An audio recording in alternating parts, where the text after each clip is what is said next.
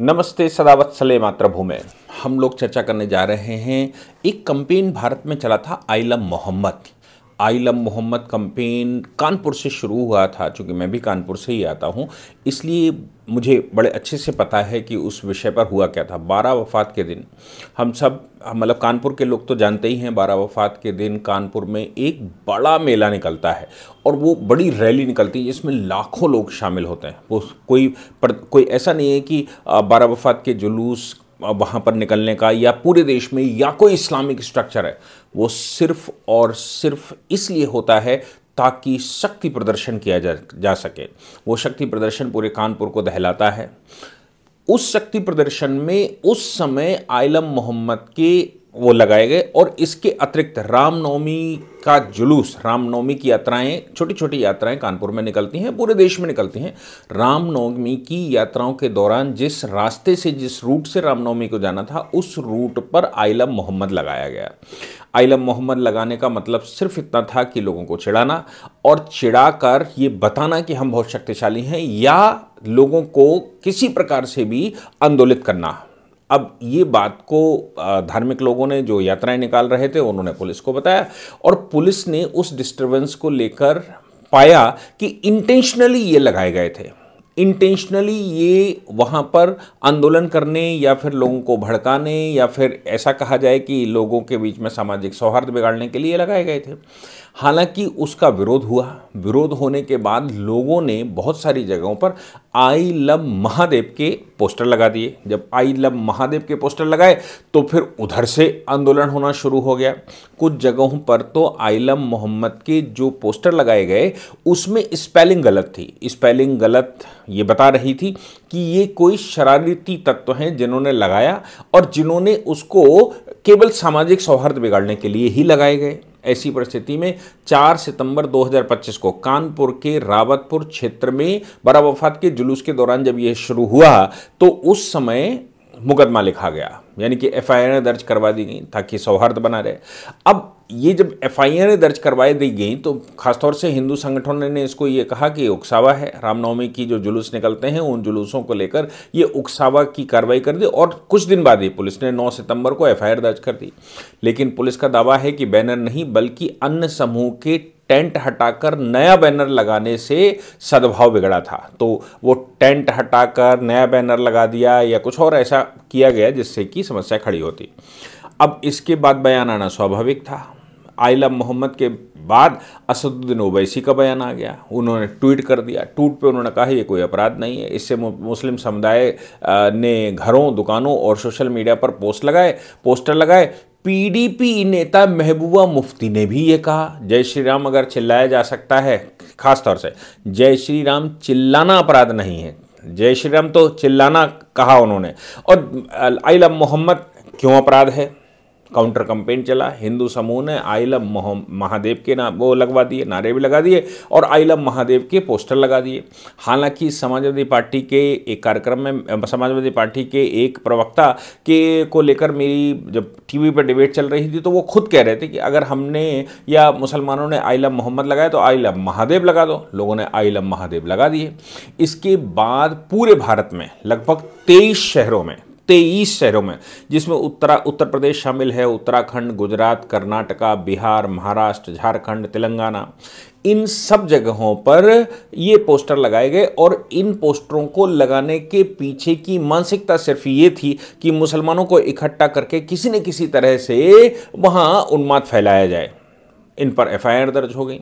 उत्तर प्रदेश में सबसे ज़्यादा एफआईआर फाइल हुई। उत्तर प्रदेश में केवल एक जगह नहीं, बरेली, हम सब जानते हैं बरेली क्लैश, इंटरनेट सस्पेंड करना पड़ा था और तौफीक रज़ा को गिरफ्तार करना पड़ा था आई लव मोहम्मद वाले में। क्योंकि कानपुर में जब गिरफ्तारियां शुरू हुई या कानपुर में जब मुकदमा हुआ तो उसने वहां से आह्वान किया कि कौन मुझे रोक सकता है और बाबा में ताकत नहीं और ये नहीं वो नहीं। बाद में बाबा ने तो जो किया वो तौफीक रज़ा और उनके साथी, तौफीक रज़ा नाम था या क्या था आप लिख कर बताइएगा, तौफीक रज़ा और उनके साथियों को गिरफ्तार किया गया। लाठीचार्ज चली। वो बड़े जुलूस बिना परमिशन के निकालने की बात थी। मुरादाबाद, बनारस, मऊ, सीतापुर, उन्नाव, मुजफ्फरनगर और अलीगढ़ में तो मंदिरों पर फर्जी वो लगा दिए गए थे जिनमें स्पेलिंगें गलत लिखी थी। इन मामलों में लगभग 200 गिरफ्तारियां हुई। 1350 लोगों का 1324 लोगों को नामजद या उससे ज़्यादा लोगों का नाम दर्ज वो हुआ। उत्तराखंड में भी हुआ। काशी में बिना अनुमति के रैली निकाली गई।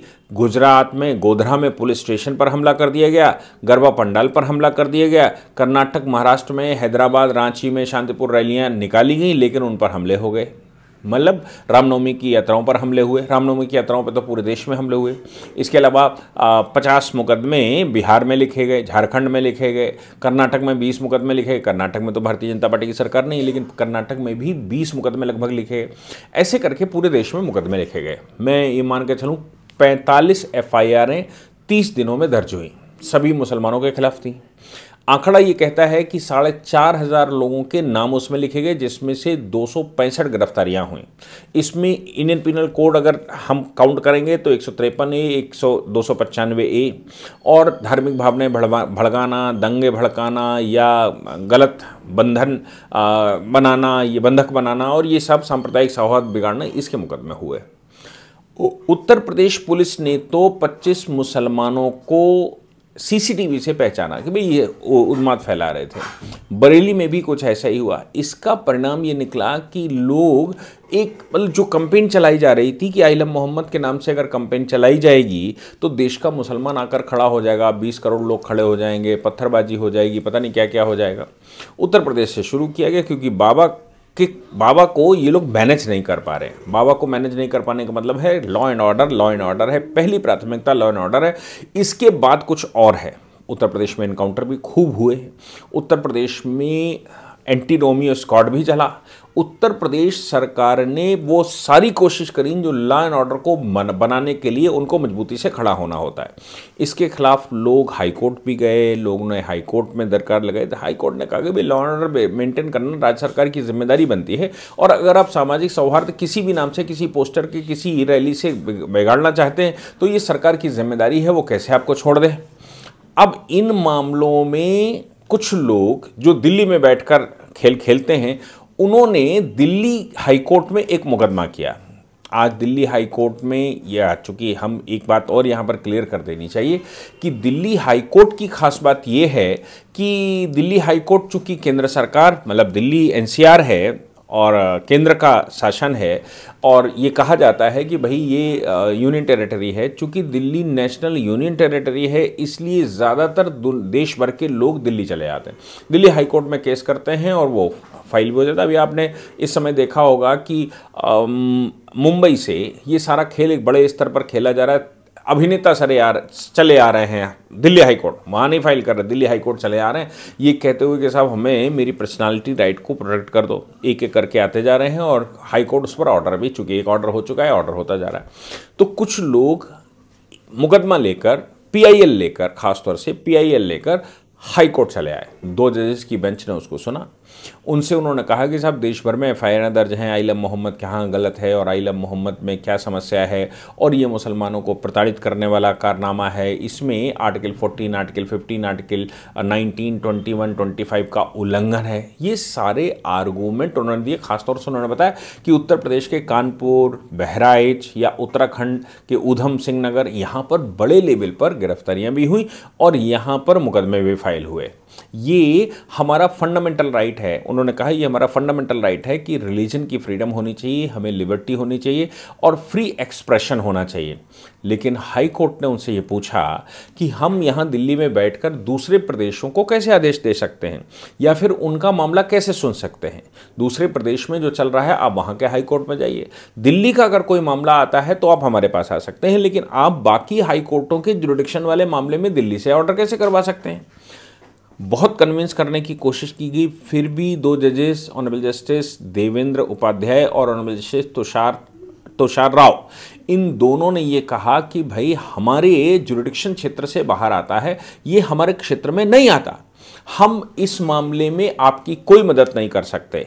और ये जो पूरा मामला है, कोर्ट ने उस पर मेरिट पे नहीं सुना, कोर्ट ने मेरिट पर कोई बात ही नहीं करी। कोर्ट ने तो सीधी सीधी बात की कि ये मेरे जुरिडिक्शन से बाहर है और मेरे जुरिडिक्शन से बाहर होने के नाते इस पर हम कार्रवाई एटलीस्ट नहीं कर सकते और हम दूसरे हाई कोर्ट को या हम दूसरे स्टेट की पुलिस को किसी प्रकार का डायरेक्शन नहीं दे सकते। अब इस बात को समझना चाहिए कि फिर हाई कोर्ट दूसरे स्टेटों के मामले सुनता क्यों है? अगर वो नेशनल इंपॉर्टेंस का मामला है, अगर वो पुलिस का मामला नहीं है, खास तौर से मैं बता दूं, पुलिस का मामला नहीं है, वो पॉलिसीज का मामला है, वो कानून का मामला है, कानूनी इंटरप्रिटेशन का मामला बनता है, एट लार्ज इफेक्ट करता है, तब ऐसे मामलों में यूनियन टेरिटरी का हाई कोर्ट होने के नाते वो उसको सुन लेता है। लेकिन जहां पुलिस का मामला आता है, जहां पर प्रशासन का मामला आता है, जहां सरकार का मामला आता है राज्य की, वहां पर दिल्ली हाई कोर्ट सुनवाई नहीं करता। वो सदैव से ये कहता है कि आप उसी हाई कोर्ट में जाइए जिस हाई कोर्ट में वो बनता है। लेकिन अगर कोई पॉलिसी का मामला आता है, सेंट्रल गवर्नमेंट का कोई मामला आता है जो राज्य में किसी भी राज्य में लागू हो, तो फिर दिल्ली हाईकोर्ट उसको सुनता है। ये डिस्टिंक्शन मुझे लगता है जानने की आवश्यकता तो है ही, इसके अतिरिक्त ये भी समझने की आवश्यकता है कि कोई व्यक्ति या कोई समुदाय या कोई एक पार्टिकुलर रिलीजन के लोग डिस्टर्बेंस करने के लिए किस स्तर पर जा सकते हैं, फिर उनके प्रोटेक्शन के लिए कितनी बड़ी आबादी खड़ी होती है जो कहीं भी जाकर सिर्फ और सिर्फ उसकी खबर बनाती है और लोगों को भड़का कर सामने कैसे वो आएंगे और कैसे वो आंदोलन पर उतरेंगे या कैसे देश को डिस्टर्ब किया जाए, इन सब पर प्रयास करते हैं। मैं समझता हूं कि दिल्ली हाई कोर्ट ने बिना मेरिट डिसाइड किए मामले को सही से निपटाया और उन्होंने कहा कि भाई आप उसी रिस्पेक्टिव हाई कोर्ट में जाओ। अब 23 मुकदमे हैं, 23 राज्यों में ये सारा खेल हुआ है, तो 23 राज्यों में अलग अलग हाई कोर्ट में जाना पड़ेगा। कौन जाएगा? और जो गिल्टी हैं, जिन्होंने गलत किया है, जहां राज्य सरकारें बैठी हुई हैं, जहां पर ये उन्माद फैलाने का प्रयास चल रहा था, वहां झंडा उठाएगा कौन? ये भी सवाल है। इसलिए दिल्ली हाई कोर्ट के डिसीजन को मुझे लगता है आइलम मोहम्मद कैंपेन में जिस प्रकार से सरकारों ने एक्शन लिए और उन्माद फैलाने की कोशिश को निस्तेनाबूद किया, वो काबिल तारीफ है। और दिल्ली हाई कोर्ट का उस विषय पर रिजेक्शन भी अपने आप में एक कहानी कहता है। जय हिंद, जय भारत, वंदे मातरम।